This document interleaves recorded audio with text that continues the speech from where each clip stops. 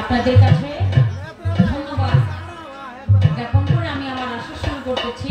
উনি প্রশ্ন করেছিলেন যে কেন ওনার লেঞ্জুর বাঁকা হলো, মুখটা পুরা হলো। তাই গুরুর আদেশ আমি শর্টকাটে জবাব দিতেছি, কারণ অনেক সময় লাগবে জবাব দিতে। একদিন রাম আর এবং লক্ষণ দুই ভাই যখন রামকে যখন বনবাসী দেওয়া হয়, সেখানে আমার মা সীতা তারা তিনজনে ছিল।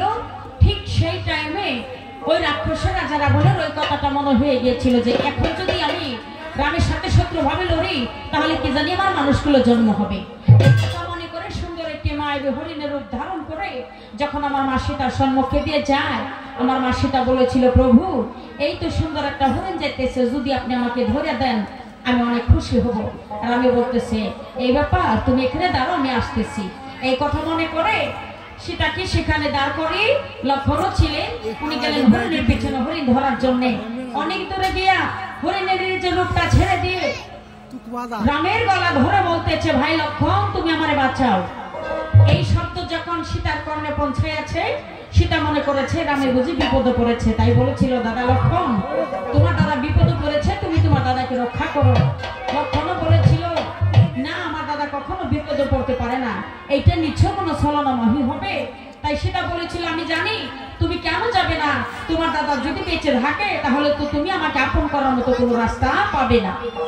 এই কথা যখন বলেছিলেন, লক্ষণ একটু লজ্জা পেয়েছিল, বলতেছিল, সীতা জানো কি আমি যাইতেছি, তবে আমি একটা রাম কুণ্ডলী দিয়ে যাই, আমি যতক্ষণ পর্যন্ত ফিরে না আসবো এই কুণ্ডলী থেকে কিন্তু তুমি বের হয়েও না। একটা রাম কুণ্ডলী দিয়ে যখন উনি রামের কাছে গিয়েছিলেন উদ্ধার করার জন্য, এদিকে হরিণ রূপ ছেড়ে দিয়ে একটা যোগী একটা সন্ন্যাসী রূপ ধারণ করে আমার মা সীতাকে বলছে, মা জানকী তুমি আমাকে একটু কিছু দান করো, আমি তোমাকে তোমার বাড়িতে ভিক্ষুক রূপে কিছু দানের জন্য হাত বাড়িয়েছি। মা সীতা বলেছিল, আমি রামকুণ্ডলীর মধ্যে দাঁড়িয়ে আছি, আপনি একটু দয়া করে এসে আমার ভিক্ষাটাকে গ্রহণ করুন। রাবণ রাজা দেখে চাইয়া একটা রামকুণ্ডলী যে আছে, আমি যদি ওই কুণ্ডলীর ভিতরে যাই তাহলে তা আগুন লাগবে না, আমি এমনি পুড়ে ছাই হয়ে যাব। তাই রাবণ রাজা বলেছিল, না তোমার যদি কিছু দেওয়ার ইচ্ছা আছে ওই কুণ্ডলী থেকে বের হয়ে তুমি আমাকে দিতে হবে। মনে করো সীতা যদি কোনো সাধুগুরু মহেশ বাড়ি থেকে এসে যদি খালি হাতে ফিরে যায়, ওই বাড়িটা সঙ্গে সঙ্গে ক্রোধ হয়ে যায়, বাড়িটা ক্রোধ হবে মনে করে মা সীতা যখন ওই কুণ্ডলী থেকে বের হয়ে তাকে দান দিতে গিয়েছিল, ওনাকে থাপা মেরে ধরে যখন লঙ্কা সৈন্যপুরীত হরণ করেছিলেন, তার ভক্ত বলে অনেকে ছিলেন বাঁচানোর মতো চেষ্টা করেছে কিন্তু পারেননি। রাম এসে দেখে, লক্ষণ এসে দেখতেছে রাক্ষসের রাজা রাবণের সীতাকে যে অপহরণ করেছে, তাই সঙ্গে সঙ্গে হনুমানকে যখন স্মরণ করলেন, গুরুটাকে যখন ভক্তি সারা দিয়ে যায়, বলেছিল, হনুমান রে তোমার মাকে যে রাক্ষসের রাজা রাবণে অপহরণ করছে তাকে তুমি উদ্ধার করা চাই। এই গুরুর আজ্ঞা পালন করতে চলে গেল সেই লঙ্কাপুরীতে। একটা কৃষ্ণকিন্দা বাগান ছিল, ওই বাগানে গিয়া ওই গাছের ফল খায়ার গাছ ইত্যাদিকে কারে রাবণ রাজার সাথে ঝগড়ার ভাত তৈরি করে। এইভাবে তার বাগানকে ধ্বংস করার পরে যখন তার সৈন্যবাহিনী বলতেছে, প্রভু গো আপনার সৈন্যবাহিনী বলতেছে কোদাকার একটা বনের পশু এসে আপনার বাগানকে ধ্বংস করে দিচ্ছে, আপনি তাড়াতাড়ি রক্ষা করুন। সৈন্য পাঠিয়ে দিলেন হনুমানকে ধরার জন্য, কেউ ওনাকে ধরতে পারেন নাই। ওই যে কথা ছিল রামের সাথে যদি শত্রু ভাবে লড়ে তাহলে মানুষগুলো জন্ম পাবে। ওনারা বান ছাড়ে জয়রাম, হনুমানও বান কাটতেছে জয়রাম। বান কাটাকাটি করা শেষ, একটা বান আছে, ওই বানের সম্মুখে দেখে চাইয়া হনুমান ভাবতেছে, উনি দেখতেছে চাইয়া মনে হয় দয়াল রাম আছে বৈশা। গুরুকে মনে করে আপনা আপনি যখন ওই বানে দিয়েছে ধরা, রাবণ রাজা বলতেছে তোমরা আনন্দ ভর্তি করো আর এই হনুমানের শরীরে ঘিউ মালিশ করো, একে আমরা জ্বালিয়ে ভস্ম করে দিতে চাই। যতই ওই লেঞ্জুরের মধ্যে কাপড় পেছাই ততই লেঞ্জুরটা লম্বা করে। এইভাবে সারা লঙ্কার কাপড় যখন শেষ হয়ে গেল, সেখানে বলতেছে সীতার আঞ্চল দাও, তার লেঞ্জুরের মধ্যে কাছে শাস্ত্রে আছে মানা সীতার আঞ্চল যাতে হনুমানের শরীরে লাগে না। তাই যখন ওই লেঞ্জুরটা খাটা করে দিল, ওই লেঞ্জুরের ভিতরে যখন আগুন ধরাইয়া দিল, হনুমান ভাবতেছে মনে মনে, আমি তো মরে যাব, আমি মরে গেলে আমার দুঃখ নাই জীবনে, কিন্তু আমি যাকে উদ্ধার করার জন্য এসেছি আমার গুরুর আজ্ঞা যদি আমি পালন করতে না পারি তাহলে তো আমার ভক্ত নামের কলঙ্ক হবে। এই কথা মনে করে উনি ভাবতেছে যদি আমি এখানে দাঁড়িয়ে থাকি তাহলে আমার মা জানো কি কোথায় আছে, আমি তো জানবো না। তাই এক ঘরে আগুন যখন আর ঘরে লাগাইয়া দিল, আগুনের তাপ পায় যখন আমার মা সেটা ঘরে থেকে বের হইলো, উনি উপর ধানে দেখে চাই আর নিচের দিকে ঘরে বাইরে আমার মা সেটা আছে দাঁড়াইয়া। তখন আর করে নাই দেরি, এই নিজের লেঞ্জুর মুখের মধ্যে ঠাইসা ধরে তাড়াতাড়ি। নিজের লেঞ্জুরের আগুনে তার মুখ পুড়ে গিয়েছিল। এখনো বর্তমানে প্রমাণ আছে হনুমানের কিন্তু মুখ পুরা ভালো। লেঞ্জুর কেন বাঁকা হইল? রক্ত মাংসে করা একটা লেঞ্জুর ভালো হাতের মধ্যে যদি আগুন ধরে ওই হাতটা কিন্তু আদিকের মতো সিধা থাকবে না, এটা শাস্ত্রে বলে। তাই ভয়ে উনি সিধা করতে পারে নাই, বাঁকা হয়েছিল। বর্তমানও আছে, যতদিন বিশ্ব ভবন থাকবে হনুমানের লেঞ্জুর তাই বাঁকা থাকবে। গুরুর আজ্ঞা পালন করে উনি বিশ্ব জ্ঞানী গেছে হইয়া, তাই গুরুর নামটি অমর রাখে গো উনি দুনিয়ায় থাকিয়া। বলছি কথাই আমি সবার কাছে,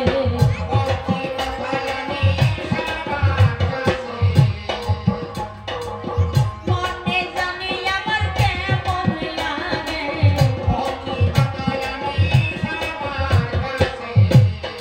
উদ্ধার করে আনলো হনুমান তার গুরু মাতা, তাই খুশি হইয়া লক্ষ টাকা হার দিয়া যায়। হনুমান ভাই আমারে উদ্ধার করছো, আমি খুশি হয়ে তোমাকে একটা লক্ষ টাকা হার দিয়ে দিলাম। ওই হার নিয়ে বাগানে যায় আর ফল খায়, নাকের সম্মুখে ধরে দেখে হার এবং হারের সাথে তার গুরু এবং গুরু মাতার কোনো সম্পর্কই নাই। হার যখন ভুলে দেখো ফেলে দেয় জঙ্গলে, খালি গলায় যখন গেল মাথি সীতার সামনে। ওরে লক্ষণ দেখে জিজ্ঞেস করে ও হনুমান তাই বলে তোমার লক্ষ টাকা হার ছিল ভাই। হনুমান কয় কহ ও হয় লক্ষণ তোমারে দেই কইয়া, যে হারের সাথে আমার গরুর সম্পর্ক নাই যায়া। ওই হারের কি বাদাম আমার জীবনে আছে, তাই তো ভুলে ফেলে দিয়েছি জঙ্গলে। এই কথা যখন মা সীতায় শুনিল, কথা শুনে মা জানতে জিজ্ঞাসা করিল, শোনো শোনো ওই হনুমান তোমারে জানাই, কতখানি ভালোবাসা বলো নাই আমায়। কথা শুনে হনুমান কান্দে,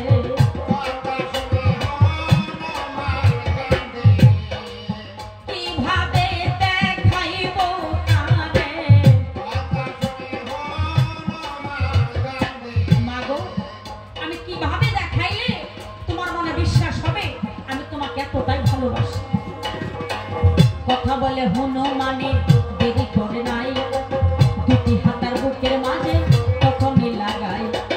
বুক ফাড়িয়া হনুমানে দেখাইয়া দিল, তার ভালোবাসার ছাপা দেখো হৃদয়ে লেখা ছিল।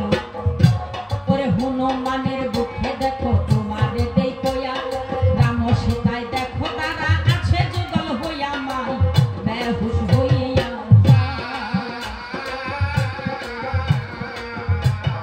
কেমন ভক্ত পাইছো তুমি জগতে থাকিয়া, গুরুর নামের ছাপা আছে তাহার হৃদয়ে ভরিয়া। এই তো তাহার গুরুর প্রেমের পুরা,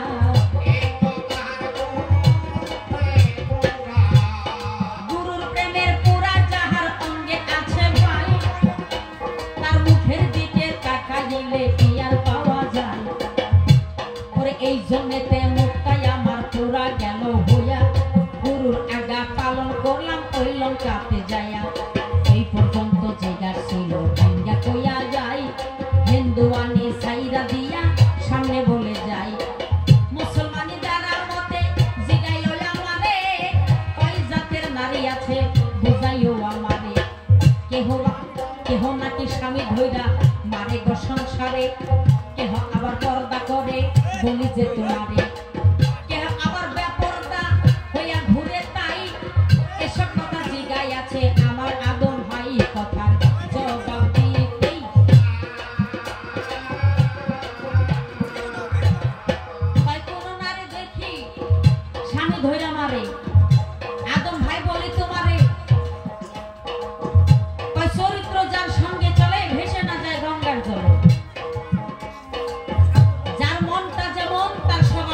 এরকম। তুমি যখন নতুন নতুন বিবাহ করছো, আমাকে ভাবিরে নিয়ে এসে যা শিখাইছো তাই শিখছে। এতে নারীর দোষ কি? নারীর 1% দোষ নাই। শিক্ষাই মা বাবার বাড়িতে একটা মেয়ে 18 বছর বয়স পর্যন্ত থাকে, তারপর বিবাহ হওয়ার পর একটা পরের ঘরে যায়। নারী হয়েছে কাদা মাটির মতো, এই নারীকে যেমনি ভাবে করাইবে অমনি ভাবে করব। বিয়ে করে আইনাই মানজা পিঠে কাপড় লাগাইয়া তুমি দিছি ইরি গানার জন্য, তুমি দিছো ধান কাটার জন্য, পাথারে কাজ করে আইসা বাড়িতে যদি ভাত না পায় তোমার মতো পুরুষকে তোমার বই। নারীর যেটা কর্ম তুমি সেটা করতে দিও, সেটা শিখাইও, তোমার মারবো না। পুরুষকে কেন মারে? যে পুরুষ তাকে কোনোদিন একটা নারী স্পর্শ করতে পারবে না, আর যে পুরুষ নামের কলঙ্ক তাকে তো একটা নারী মারবো। নারী বাবা একটা জাতির, নারী কোনোদিন দুই জাতের না। ধরন আছে, কোন নারী কেন স্বামীকে ধরে মারে? এই অজহত্য কথা কই না শুনে কোন নারী চায় না যে আমার স্বামীকে আমি আঘাত করব। স্বামী যে কত একটা নারীর কাছে মূল্যবান জিনিস, কত মূল্যবান জিনিস একটা নারীর কাছে সে একটা নারী বুঝতে পারে। সেই অতি মূল্যবান জিনিসটাকে যখন আঘাত করে তুমি কি মনে করো সেটা কি ওনার দোষে করে? ওনার স্বভাবের মধ্যে মানে ভালোবাসা দিলে আগে নিতে হলে আগে পাইতে হয়, এবং পাইতে হলে আগে দিতে হয়। চাওয়া পাওয়ার বাজার, তুমি চাইবা আমি দিব, তুমি চাইবা না আমি দিব না, এইটাই বাস্তব ঘটনা। তাই তোমার কাছে করি বর্ণনা, নারী কহরটা ধরনের আছে বাবাজি, উনি সত্য কথাই বলেছেন। এই জন্যে ইদ্রিস নবী হেস্ত দুযুগ দেখার জন্য গিয়েছিলেন। উনি আইসা দেখে 100% নারীর মধ্যে 75% নারী যাবে জাহান্নামে, মাত্র 25% নারী যাবে জান্নাতে। অথচ নারীকে সর্বশ্রেষ্ঠ করে রূপে গুণে অতি মূল্যবান দিয়ে করাইছে আমার আল্লাহ মালিক সাহেব। তথাপি সেই অতি মহব্বতের জিনিসটাকে কেন আবার দুজকে পোড়ানো হয়? ওই যে বলতেছি যে স্বভাব যায় না কইলে ইলো যায় না নাকি ধুইলে, ময়লা যখন ধুইলে যায় না, যার স্বভাব খারাপ দিন রাত 24 ঘন্টায় মানুষটাকে কইলেও তার কখনো স্বভাবটা দূরে যাবে না। তাই করে তোমার কাছে ঘটনা, আমার নহনুর একদিন দিন উনি রাস্তা দিয়ে যায়, একটা মাইয়া ছিল না, একটা বেটা ছালাম দিয়া বলতেছিল, হে নবী আপনার ঘরে নাকি একটা মায়া আছে? কয় হ্যাঁ। আপনার মায়া যদি আমার ঘরে পুত্র বধূ করে পাঠান তাহলে আমি বাবার জন্য সার্থক হব। এই বিশ্ব জগতে যে যে বাবারা ছেলেকে বিবাহ করার আগে সবাই ভালো মেয়ের সন্ধান করে না, যে একটা ভালো মেয়ে হলে আমার সংসারটা ভালো হবে। কেউ কোনোদিন চায় না একটা খারাপ বদ মেজাজি মেয়ে আমার সংসারে আসুক, সংসারটা নষ্ট হয়ে যাক। ঠিক ওই বাবাটাও চেয়েছিলেন নবীর মেয়ে যদি আমার বংশে আসে আমার বংশটাও পরিবর্তন হবে মনে করে যখন নবীর কাছে স্বীকার প্রস্তাব দেন, আমার নবী আলহামদুলিল্লাহ বলে স্বীকার করেছিলেন। এবং নবী বংশের মানুষ যারা, তাদের মনটা সবসময় কোমল নরম এবং নম্র ভদ্র থাকে, তারা দুনিয়ার খেয়াল খবর কবি রাখে, আমার আল্লাহ কি আমার রাসূল কি নিয়ে ব্যস্ততার মধ্যে দিন কাটায়। উনি নিচের দিকে করে যায়, সেখানে ছেড়ে গেল, সামনে যখন আর একটু দূরে যখন যায় আরেকজন ব্যক্তি তারা জিজ্ঞাসা করেছিলেন, সেখানেও ব্যক্তিটা স্বীকার করেছিলেন আপনার একটা মেয়ে বলে আছে? কয় হ্যাঁ। বিবাহ দিবেন না? বলে হ্যাঁ দিব। এভাবে যাইতে যাইতে যখন 6টা জায়গায় স্বীকার করে আর নিজের হয়েছে একটা মায়া, উনি একটু দাঁড়াইয়া চিন্তা করে দেখে, হে আল্লাহ মাবুদ, আমার মেয়ে তো একটা, আমি স্বীকার করলাম 6টা জায়গায়, এবার উপায় আমি কোথায় থেকে এই মেয়েগুলো দিব? এবার যদি আমি না দিতে পারি বলবে নবীর মুখের জবান নাই। এই জবান রাখার জন্য উনি সামনে দিকে দেখে যাইয়া একটা কুকুর আছে বৈশা, ওই কুকুরকে 2 হাত বাড়াই আমার আল্লাহর কাছে ফরিয়াদ করে, আল্লাহ গো আমি আমার মেয়ে বলে তোমার আরশে দাবি করলাম, তুমি মেয়ে করে পাঠাও, আমার যাতে সম্মান থাকে। নবীর সম্মান আমার আল্লাহ রাখবে। আমার আল্লাহর দোয়া কবুল হলো, ওই কুকুরটাকে মেয়ে বলে পাঠিয়ে দিলেন। একটু দূরে যায় একটা সিংহ পায়, একটু দূরে যায় একটা বানর পায়। এভাবে 6টা জীব জমর যখন মেয়ে করে পাঠায়, আর একটা হলো নিজে, এই 7টা জায়গায় বিবাহ দিলেন। সর্বপ্রথম যিনি কুকুর ওই বাড়িতে যখন গেলেন, আচ্ছা বাবাজি দেখবেন, যদি বাবা প্রথম প্রথম মেয়ে বিয়ে দেয়, ওই বাড়িতে যদি যায়, ওই মেয়েটা যদি শ্বশুর শাশুড়ির সেবা যত্ন করে, ওই বাবাটা বাড়িতে যাওয়ার পরে কত সম্মান পায়, পাই না? মেয়ের স্বভাবেই বাবার যত্ন হয়। কিছুমান মেয়ে ভাবে যে আমার মা বাবাই আমার কাছে সবচেয়ে বড়, আমার শ্বশুর শাশুড়ি আমি যে আসছি এগুলো তুচ্ছ না, ওইটা করলে ভুল করা হবে। আপনার মা বাবা তখনই সেবা পাবে যখন অন্যের মা বাবাকে আপনার নিজের বাবা মা তুলো সমতুল্য আপনি সেবা যত্ন করবেন, ওই সেবা যত্নে আখিরাত আপনার মা বাবাটা পাবে। যে নারী শ্বশুর শাশুড়ির সেবা যত্ন করবে না, কাল হাসরের মাঠে ওই নারীটা নিজের মা বাবার সেবাও সেদিন ওই সন্তানকে কাজে লাগাই দিবেন আমার আপনি আল্লাহ মালিক। সে আমার আল্লাহ বলবে, কেমন সন্তান জন্ম দিয়েছ, মানুষের সেবা যত্ন করতে পারে না, একজন অপর মানুষকে আপন করতে পারে না। যে মানুষ অপর মানুষকে আপন করতে পারে না, সেই মানুষ কখনো আমি আল্লাহর কাছে আপন হইতে পারে না। তাই যখন প্রথম যিনি কুকুর ওনার ঘরে গেলেন, যা জিজ্ঞাসা করলেন, সসম্মানে তাকে বসতে দিলেন, এত সম্মান জানাইলেন, বললেন মাশাআল্লাহ। খাইতে বসতে দিয়া শেষের বেলা বলতেছে, বলেন তো বিয়াই আমার মেয়ের স্বভাব কেমন? আলহামদুলিল্লাহ, কিন্তু বিয়াই মাঝে মাঝে কেমন যেন বউ কুকুর মতো খেউ খেউ করে। নবী আমার ভাবতে ছিল এইটাই তো কুকুর হবে ভালো, যারে বলে কুকুর রাশি দেখো এই দুনিয়ায় আলো।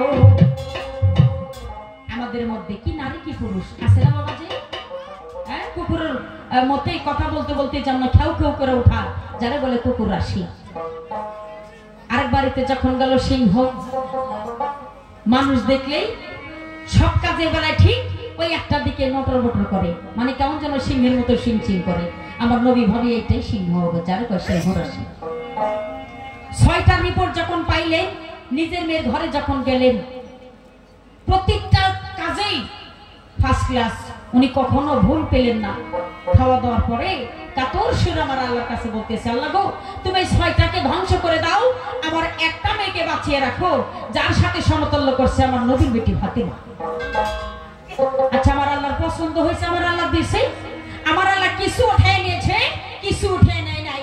যার মতো এই যে কিছু যে উঠায় নাই নাই, তার মধ্যে আমার মতো খারাপ নারী যারা আছে, এখনো ওই 6টা রাশি কিছু কিছু নারীর মধ্যে আছে। এটা হচ্ছে রাশি, জাত না। জাত একটাই, নারীর জাত এবং বাবার জাত। তাই আমি বলি আপনাদের কাছে, আমাদের জায়গায় ওই রকম নারী অনেক আছে। আমাদের স্টেজে মা বোন আছেন যারা, আমি আশা করি তাদের মধ্যে যেন এই এই গুণের নারী যাতে না হয়, এটা আমি পরজনে মিনতি করি। এই জীবন যার আছে মা, এই স্বভাবটা যার আছে, কাল কিয়ামত পর্যন্ত উনি 5 ওয়াক্ত নামাজ যাহা কিছু করুক না কেন সম্পূর্ণ বিফল যাবে, এটা শাস্ত্রে মানা আছে। তাই মানুষ যদি হইতে চাও রে মন, একজন মানুষের সঙ্গ লইয়া যাও, একটা সৎ মানুষের সঙ্গ লইলে নিজেকে ধন্য বানাও। সেটা কোন মানুষ? ওই মানুষটাই কোন মানুষ? ওইটাই হইল মাগো প্রাণের স্বামী।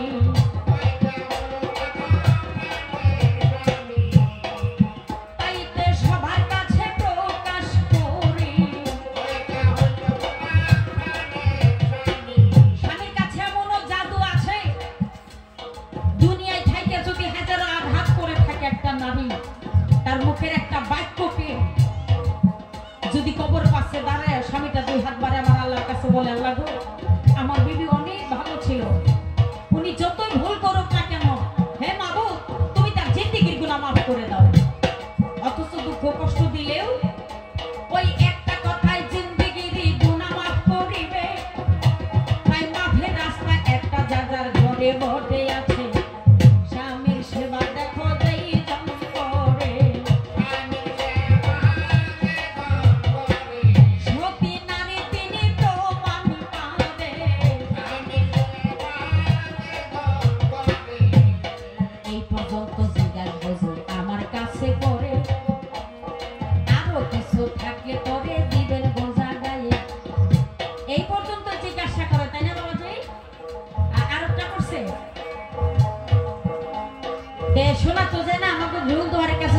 করি। আর কি জিজ্ঞেস করছে তোমাকে কি মনে আছে? হ্যাঁ নারী কয় তোমার নাম তো বাসাতন, তাহলে চাপা খাওয়া ঠিকই আছে, মুসলমান হইল না কেন? আবার দাড়ি মুছ নাই কেন? আজান দেয় না কেন? আজানটা না দেওয়ার একটা কারণ, আমার আল্লাহ রাসূলের যেমন 4টা তরিক আছে, সর্বপ্রথম তরিকটার নাম হইল কি? তরিক তো একটা রাস্তা, শরীয়ত, তাই না গো? হ্যাঁ, শরীয়ত প্রচার করা। বিশেষ করে আরেকটি তরিকে যারা আমরা বেশি লেনদেন করি, ওটা হচ্ছে মারিফত, ইলমে মারিফত, তাই না গো? এই ইলমে মারিফতের অর্থ হয়েছে গোপন ভাণ্ড, গোপন তথ্য। এই গোপন তথ্য জানতে হলে একজন পীর মুর্শিদের কাছে যেতে হয়, এবং সেই পীর মুর্শিদের ভার কে পেল? এই গোপন তথ্যটা কার কাছে? যেমন শরীয়ত এই আদম জাতির দিয়ে বুঝাইছে, তেমনি মারিফত তেমনি আমার নারী জাতির দিয়ে বুঝাইছে, যাতে তাকে প্রচার করা না হয়। গোপন ভাণ্ড আমার মায়ের কাছে, আমার মা ফাতেমার কাছে, মারফতের ভাণ্ড আমার মায়ের কাছে, যার জন্য নারী লোক যদি জন্মায়। এখানে আরেকটি কারণ আছে বাবাজি, একটা চকলেট কিনা যদি আপনি বাকল সহকারে রাস্তায় ভালো হন, কোন পিপিলা দেয় কি খাইব? হ্যাঁ, আর যদি বাকল ছিলিয়া যদি থোয়া হয়, তাহলে 2 মিনিটের ভিতরে দেখবেন পিপিলা দেয়া ঢেরা নিছে। সিম্পল একটি কথা এখানে আমি একটু বুঝাইতে চাই যে বাবারে, আগুন যেখানে আছে সেখানে আগুন লাগার সংখ্যা বেশি আছে, সেখানে পুরার সংখ্যাটা বেশি আছে, যার জন্য আগুনটাকে সবসময় সেভে রাখে যাতে কোথায় আগুন না ধরে। আমার আল্লাহ নারী জাতিকে এই জন্য গোপনীয় ভাবে রাখতে বলেছে যে তোমরা প্রচার করো না। এই নারী কহকটা রূপে রূপান্তরিত হইতে পারে, এই নারীর কাছে কেউ সুদৃষ্টে গেলে সে ধন্য হইতে পারে, যদি কেউ কুদৃষ্টিতে একটা অলিও শয়তান হইতে পারে। তার বাস্তব প্রমাণ আমি তোমারে দিতে চাই। ছড়ার কাজী উমর মিয়ার ছড়া কাজী উমরের ছেলে কে? আবু শামা, তাই না? উনি 5 ওয়াক্ত রোজা নামাজ পড়া সত্ত্বেও মা পিঞ্জেরা বিবির ঘরে গিয়া শরীয়তের নাফরমানি করার ওনার 170টা বারে দুরার বাড়ি নাজিল হয়েছিল। জ্যান্ত থাকতে মারা হয় এবং কবরে যাওয়া মারা হয়, তাহলে বোঝা গেল যে নারীটাকে কেন মারা লাই সেভ রাখতে বলেছে। আর এইটাও সেটা দোষ তোমার, যার মূল একটাই যে নারী হচ্ছে পর্দার জিনিস, নারী হচ্ছে বাড়ির জিনিস না ভেতর বাড়ির জিনিস। তাকে যারা আন্দোলনে রাখা হয়, নারী হওয়ার পরে যেন মাইকে এলান দেওয়া না হয়। একটা কারণ। মুসলমানি কেন হয় নাই? কে কইছে মুসলমানি হয় নাই? যদি দেহে থেকে একটা অঙ্গ খোঁতা করলে মুসলমান হয়, ওইটা কখনো মুসলমান না। হ্যাঁ, 5 বছর কালে খাতনা করাইলে মুসলমান হয় নাকি? ওটা তো নবীর সুন্নাত আদায় করানো হয়, তাই না? আদমের কি হয়েছিল বাবাজি? আদমের তো খাতনা হয় নাই, তাহলে তুমি কোথায় পাইলা? তুমি আদম কোথায় পাইলা? আদমের তো খাতনা হয়, এটা আমি জানি। এই তুমি আদম খাতনা পাইলা, তোমার কাছে আমি জিজ্ঞেস করে যাই, এটা কিন্তু মুসলমান না। মুসলমান কাকে বলে? যখন পর্যন্ত একটা মানুষ আরেকজন মানুষের কাছে তার দেহ প্রাণ, এটা হয়েছে আহলে বায়াত, যে বায়াত গ্রহণ না করবে, নবীর 4টা কালেমা যে গ্রহণ না করবে, খাঁটি মুসলমান হইতে পারে না সে সংসারে। এই অঙ্গ খোঁতা করলে মুসলমান হয় না। আর যদি বলে অঙ্গ খোঁতা করলে মুসলমান হয়, তাহলে আমি তোমার আগেই মুসলমান। আমার আল্লাহ আমারে খোদাই মুসলমানি করে পাঠাইছে, যাতে তোমার মতো বেদব আদমের এই পৃথিবীতে মুসলমানি করার দরকার না হয় জীবনে। নারীর কেন দাড়ি মুছ হয় নাই? নারীরও দাড়ি মুছ ছিল, আর নারীর যদি বর্তমানে দাড়ি মুছ থাকতো, তাহলে নারী পুরুষ বাবা যে চেনা যাইতো না। চেনা যাইতো কি? চেনা যাইতো না, মহব্বত থাকতো না, প্রেম থাকতো না। তাই তোমার কাছে পরিবর্ণনা একটু লক্ষ্য করে ইশারাই, পুরুষের যেমন ইশকের আগুন নিচের দিকে, আমার নারীর উপর ধামে গেছে হইয়া,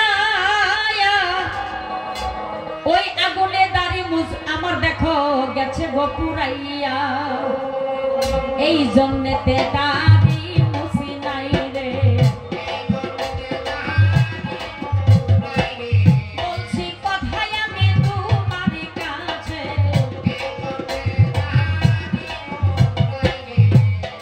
নারীরও যদি দাড়ি মুছ থাকতো, তাহলে তো বাবা যে সবকিছু হতো। তাহলে কেন নারী পুরুষ সৃষ্টি করলো? কেন আদম হওয়া সৃষ্টি করা হলো? কেন মেয়ে এবং পুরুষ সৃষ্টি করা হলো? এই মেয়ে পুরুষটাকে চিনাক্ত করার জন্যই তো তোমার মুখমণ্ডলে দাড়ি, আর মেয়ে বলে চিনাক্ত করার জন্য আমার মুখে দাড়ি নাই। আমারও যদি দাড়ি থাকতো, তোমারও যদি দাড়ি থাকতো, তাহলে কি আমার আদম হতই করতো? এই আদমের দ্বারা সবকিছু করাইতো। আদমের দ্বারা পারবে না বৃথাই, এই জন্য নারীকে নারী তার রূপ ধারণ করেছে এবং পুরুষকে পুরুষের রূপ ধারণ করেছে, যার মধ্যে কোনো ভেজাল হতো না। এই জন্য কথা তোমারে বলি, আমার কাছে আদম দিও না আর ফাঁকি।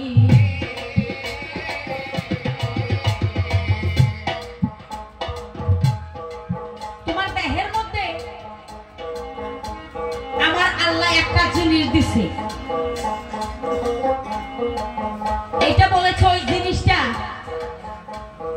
সুমায়া যদি পানি খায় হারাম হয়ে যায়। অথচ ওনারা বলে, দেখবেন লক্ষ্য করে, এই মুখমণ্ডল নাকি আমার আল্লাহর নিজ সুরতে গড়াইছে। ওনারা কয়, তাই না?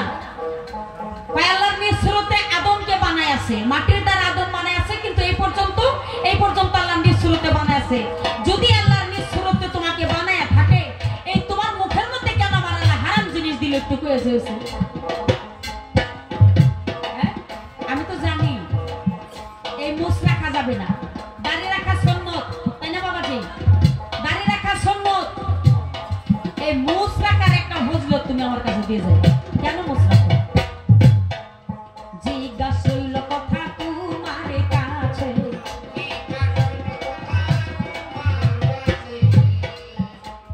আরো একটি কথা আমি জিজ্ঞাসা করে যাই। আমার আল্লাহ পাক আদমের দেহে আরো 3টি জিনিস দিয়েছে। তাহলে ওনারা বলে পাক পবিত্র দেহখানা গড়ে আছে। এই পাক পবিত্র দেহের মধ্যে আরো 3টা জিনিস সৃষ্টি করেছে আমার আল্লাহ। সেই 3টা জিনিস নাপাক জিনিস। সেটা কোথায় আছে, কিভাবে আছে জানলে একটু জবাব দিও আমার কাছে। তোমার দেহের মাঝে কোন কোন জায়গায় কিবা জিনিস আছে, কিভাবে গড়ায় আছে মালিক সাইকিম দিয়ে, ওরে কোন জায়গাতে? আচ্ছা, যদি নাপাক জায়গা আছে আমি জানতে চাই। আবার পাক হওয়ার জায়গা কোনটা একটু বলা যায়? কোথায় থাকে আল্লাহ রাসূল দিয়ে ওরে বুঝায়া, ওরে কোথায় আছে আরশ কুরসি একটু যাইও কইয়া। মক্কা মদিনা তোমার দেহের মাঝে আছে, কোন কোন জায়গায় আছে আদম বুঝাইও আমারে। জিজ্ঞাসা করি কথা তোমার কাছে, জিজ্ঞাসা করতাম না। ওই যাহা আছে এই ব্রহ্মাণ্ডে, তাহা আছে এই মানব ভাণ্ডে। তাহলে তুমি মানুষ, আমার আল্লাহ তো আদম গড়াইছে, মানুষ তো গড়াই নাই। মানুষ কি গড়াইছে? আমার আল্লাহ সর্বপ্রথম ভেস্তের মধ্যে নাম লেখা হয়েছিল আদম। এই আদম নাম কোথায় লুকাইলো? মানুষ হইলা কোথায় হইতে? আমি জানতে চাই কোন খানিরে মানুষ কয়। এই জবাব কিন্তু আসলে দেওয়া চাই। এই পর্যন্ত কথা জিজ্ঞাসা করে দ্বিতীয় আসর যাব শ্যাম করে। তবে আপনাদের কাছে আমার একটা অনুরোধ, হয়তো সিম্পল 2-3টা কথা আমি জিজ্ঞাসা করছি, উনি জবাব দিবেন। সর্বপ্রথমত অনেক কিছু বলে গেল, সবকিছু নারীর দোষ। আদম ভাই, আমি শেষ মুহূর্তে একটা কথাই তোমার কইতে চাই। যেমন সাধনের জায়গা আছে, তেমন ভজনেরও জায়গা আছে। পাপের জায়গা যেমন চিনো, তেমন মুক্তির জায়গাটাও চিনো না। জীবনে যত পাপ করছো আমি তোমারে দেই কইয়া, এই মায়ের কাছে গেলে সম্পূর্ণ পাপ তোমার মোচন হবে যাইয়া।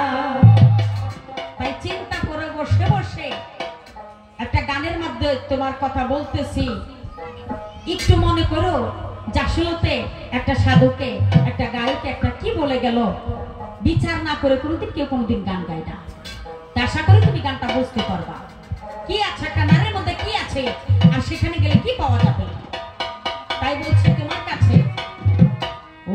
মায়া নদী কেমনে যাবি বায়া ও রসিক নাইয়া এই মায়া নদী কেমনে যাবি বাইয়া ও তুই মায়া নদী কেমনে যাবি বাইয়া রসিক নাইয়া মায়া নদী কেমনে যাবি বাইয়া ও তুই মায়া নদী কেমনে যাবি বাইয়া মায়া নদী কেমনে যাবি বাইয়া ও আদম ভাই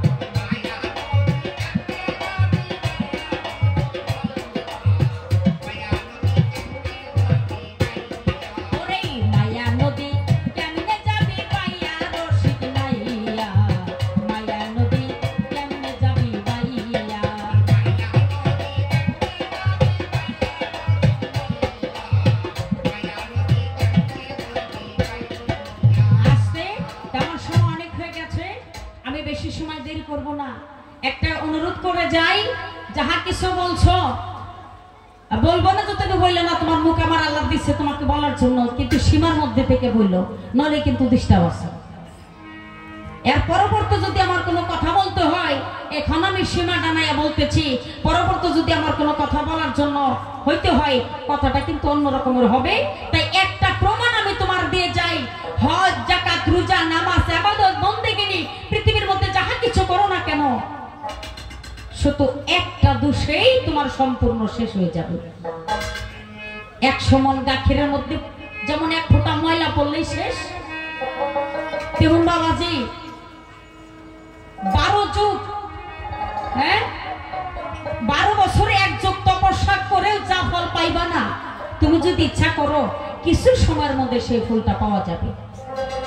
সেটা রাস্তা আমি তোমার দেখাইয়া যাই।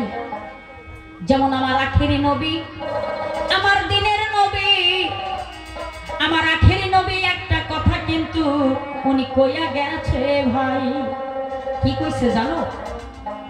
আমার আখেরি নবী উনি আফসোস করে উনি নিজেকে নিজে অল্প ক্লান্ত ভেবে উনি বলেছিল, হে আমার উম্মতগণ, তোমরা কি জানো 18,000 মাখলুকাতের জামিনদারে হার পেয়েছি আমি, তথাপি আমি নিজেকে নিজে ক্ষুদ্র মনে করি। আমি যে নিজেকে ইতিম মনে করি। ইতিম শব্দের অর্থ কি? যার বিশ্বতে কেউ নাই। আমাদের যদি বাবা মারা যায়, মা থাকে, ভাই গেলে বোন থাকে, থাকে না বাবাজি? কিন্তু তখনই একটা ইতিম হয় সংসারে যখন বিশ্বে তার আপন বলতে কেউ থাকে না সংসারে। আমার নবী কয়, আমি নিজেকে নিজে ইতিম মনে করি। তোমরা কি জানো? বলে কেন? বলে আমার জীবনের সবচেয়ে উত্তম যেটা কর্ম, আমি সেই কর্মটা করতে পারি না রে সাহাবীগণ, আমার ভক্ত ভালো। তোমাদের মধ্যে যদি কোনো ব্যক্তি 5 ওয়াক্ত রোজা নামাজ করছো, তথাপি সে জান্নাতে যাইতে পারতেছে না। কিন্তু এমন ব্যক্তি যদি যাইয়া কয়, দয়াল গো, আমার জীবনে আমি কোনো হজ যাকাত রোজা নামাজ কোনো কিছু করি নাই, কিন্তু সকাল বেকাল আমি আমার মা বাবার সেবা করেছি, আমি নবী কথা দিলাম রে তোদেরকে যাইয়া ওই মা বাবার সেবার ফলে আমি নবী তারে হাত ধরে জান্নাতি লোক যাইয়া।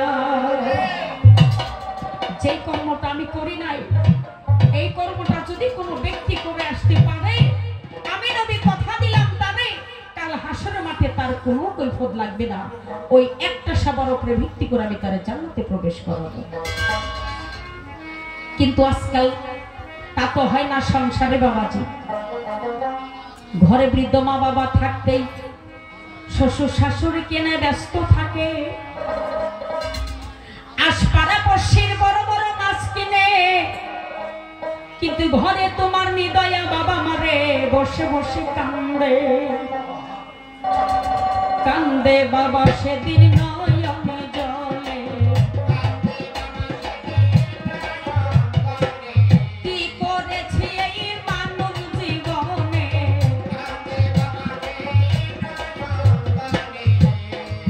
তুমিও তো হইবা বাবা, তোমার সময় আছে, যেদিন তুমি বৃদ্ধ হইবা বাবা না বসিয়ে, সেদিন তোমার কি বা হবে।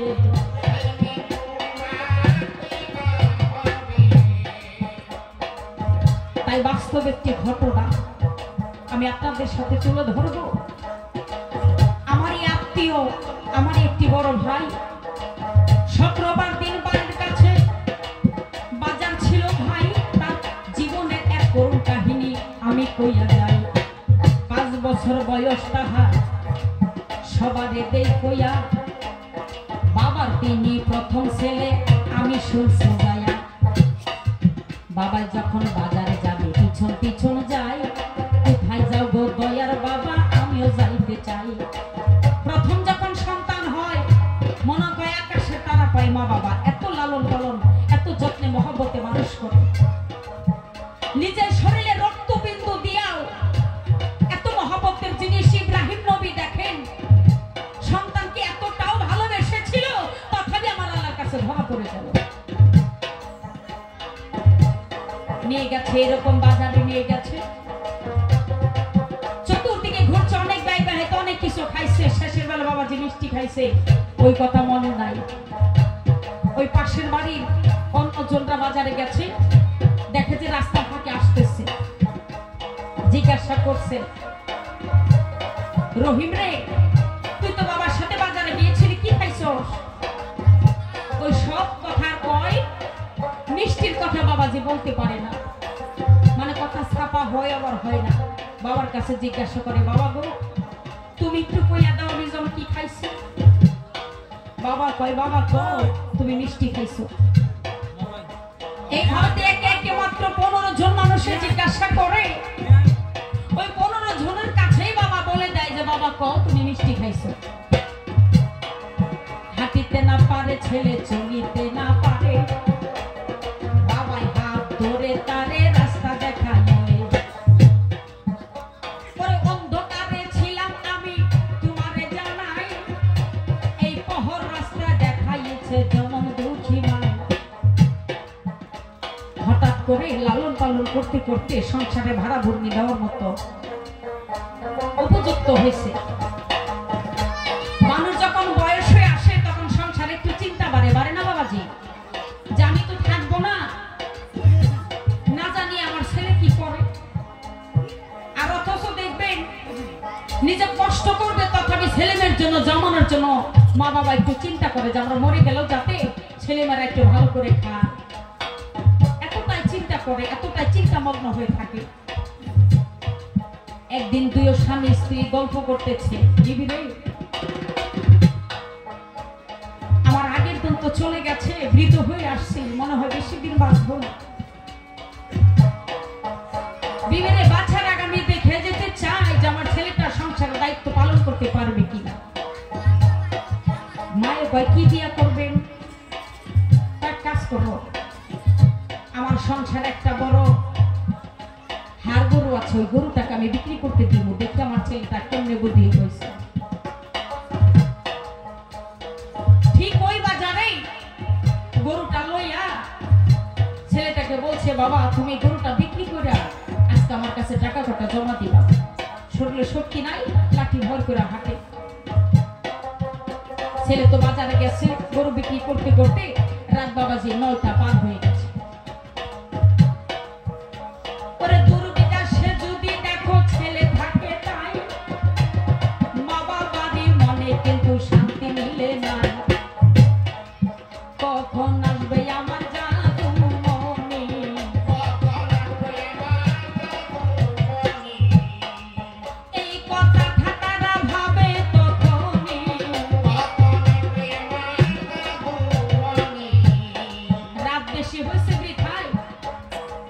বিশ্বাস যদি না হয় গাড়ি থেকে বাড়িতে যাইবে, রাত যদি 10টা পেরিয়ে যায়, দেখবেন যদি ওই দুজন মানুষ পুরা যদি বেঁচে থাকে, বড় ঘরে যেমন একটি লাইট থাকে, বাবার একটা মানুষের জীবনে মা বাবা বেঁচে থাকা, আর যেমন এই মঞ্চে কোন একটা লাইট থাকা। এই মঞ্চে থেকে একটু আগে লাইন চলে গিয়েছিল না, অন্ধকার যেমন হয়েছিল। যার মা বাবা চলে গেছে তার জীবন ওই লাইট চলে গেলে যেমন অন্ধকার হয়ে যায়, মা বাবা চলে গেলে একটা মানুষের জীবনে ততটাই অন্ধকার হয়ে যায়। পথ দেখানোর মতো কোনো বস্তুই তার সামনে থাকে না। বলতেছে, বাবা রে গরু বিক্রি কইরা আমার হাতে এনে দিবা। আস্তে আস্তে রাত হইছে, এক হাতে ল্যাম লইয়া ওই লাঠি ঠুকায় রাস্তার পারে গেছে। পহর দিকে দূরে থেকে ছেলে জিজ্ঞেস করতেছে, কে? বাবা কয়, বাবা রহিম রে আমি। ছেলে বলতেছে, তুমি বাড়ি থেকে এত রাতে এখানে আইছো কেন? বলতেছে, বাবা রে এত রাত হয়ে গেল তুমি তো বাসায় আইলা না, তাই তোমার চিন্তায় আমার ঘুম আসতেছিল, আমি তোমার আইগা লুতে আসছি। ছেলে কয়, তোমার আল্লাহ দেখার আমি বাসি না, তুমি তো জানবা আমি বাসায় আসবো, তথাপি তুমি কেন আইলা? বাবা কয়, বাবা রহিম রে ওরে সন্তানের পুরা কথা তুমি কি বুঝিবা, বুঝবা বাবা রহিম রে তুমি যেদিন হইবা বাবা, তাহার আগে তুমি বুঝবা না রে।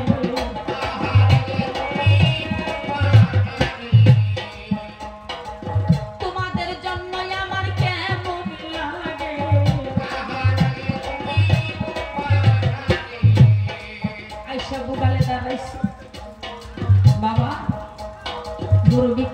করছো? হ্যাঁ বাবা বিক্রি করছি। কত টাকা বিক্রি করছো? বলে ৯,০০০ টাকা। বুড়া মানুষ তো ঘরে যাইতে যাইতেই মনে নাই কে মনে পাহুড়ে গেছে। ঘরে যাওয়ার পরে ওই বুড়িয়ে জিজ্ঞেস করছে, স্বামী গো ছেলেরা না গরু বিক্রি করতে দিস, কয় টাকা বিক্রি করছে? কইছে কয় এই বিবি মনে নাই, তুমি দাঁড়াও আমি আরেকটা বার শুনে আসি।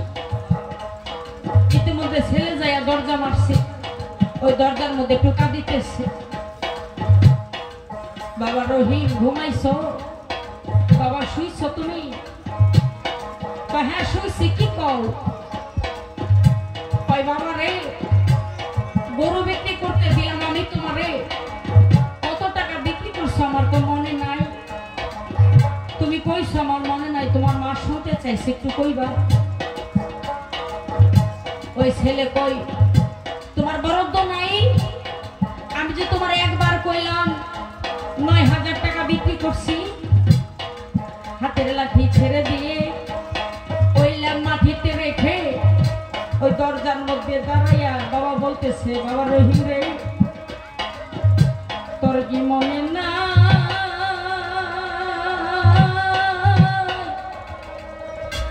মনে নাই নাই রে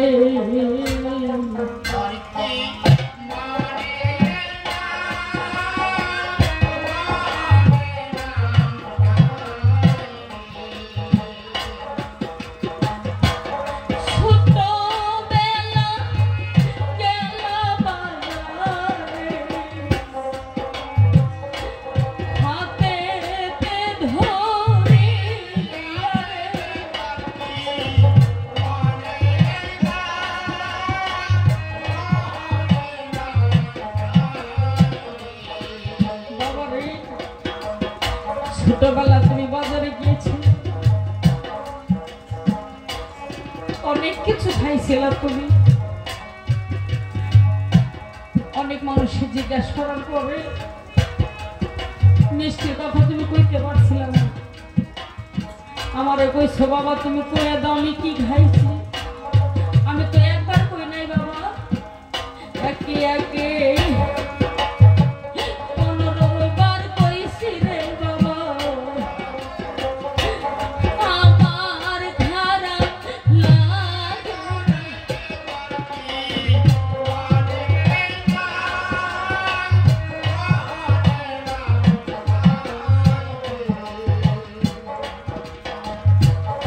একবার কইয়া রে খারাপ লাগে রে বাবা। আমি বুড়া হইছি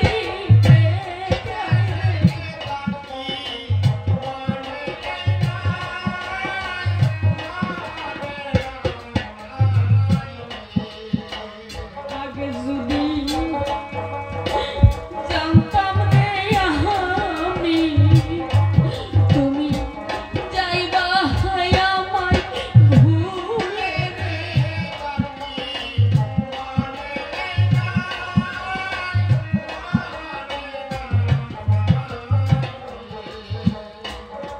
এত ভালো বাসা দিয়া তোমায় মানুষ করতাম